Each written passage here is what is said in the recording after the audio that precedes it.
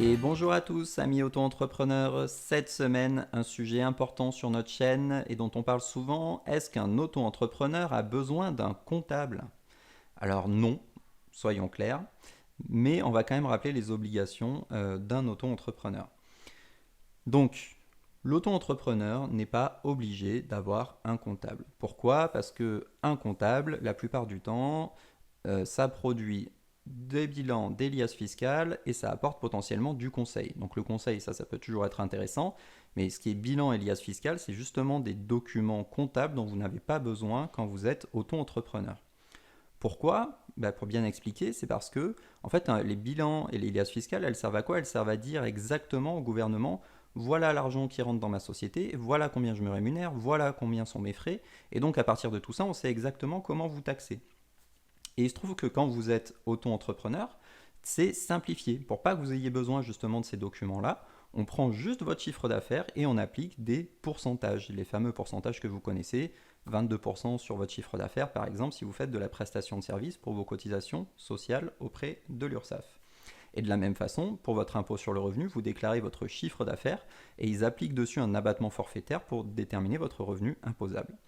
Eh bien, si vous étiez en entreprise et non pas en auto-entrepreneur, si vous aviez une société avec une comptabilité, des liasses fiscales et un bilan, eh bien, pour le coup, ce ne serait pas comme ça. Vous déclareriez vraiment vos revenus, mais du coup, évidemment, vous êtes imposé de façon complètement différente. Et donc, c'est justement parce que ces calculs sont faits de façon forfaitaire et que du coup, vos déductions de frais sont forfaitaires en auto-entreprise que vous ne pouvez pas déduire vos frais au réel de votre chiffre d'affaires. Et c'est pour ça, accessoirement, que si vous avez beaucoup de frais, il n'est pas du tout intéressant de rester en auto-entreprise.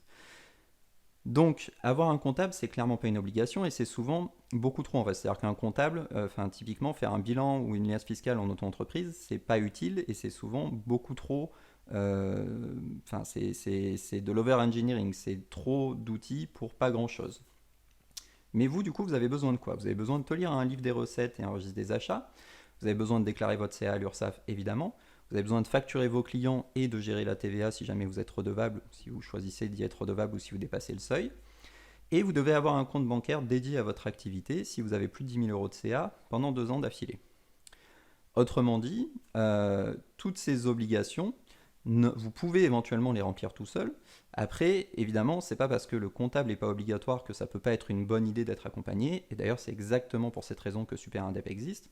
SuperIndep, justement, on a vraiment développé les outils et les services qui nous permettent de répondre aux besoins administratifs uniquement des auto-entrepreneurs. Justement, on va générer les livres des recettes, on va déclarer votre CA, on va déclarer votre TVA, on va vous proposer un outil de facturation et on va vérifier qu'au niveau du compte bancaire, tout est OK. Donc ça fait typiquement partie de notre accompagnement et c'est pour ça que aujourd'hui, on arrive à travailler avec des centaines d'auto-entrepreneurs du coup qui ont choisi qu'ils voulaient déléguer cette partie administrative pour se concentrer sur la plus-value de leur métier. Mais n'empêche que, légalement parlant, il n'y a aucune obligation, que ce soit un comptable ou SuperIndep, vous pouvez tout à fait tout faire tout seul en termes de gestion si vous le souhaitez. Et si vous souhaitez être accompagné, il y a des structures effectivement comme les nôtres, si vous le voulez. Alors, petit rappel du coup sur qu'est-ce qui est obligatoire pour un comptable, pour une auto-entreprise. On a dit que le bilan et la liasse fiscale, c'était pas obligatoire, c'est des choses qui concernent que les entreprises. Par contre, il vous faut un livre des recettes et un registre des achats dans certains cas. Alors, les cas en question, c'est si vous faites de l'achat-revente ou si vous facturez de la TVA, ou les deux du coup. Vous n'avez pas besoin de faire de comptabilité de trésorerie, ça c'est très important, c'est notamment pour ça que vous n'avez pas de bilan en fin d'année.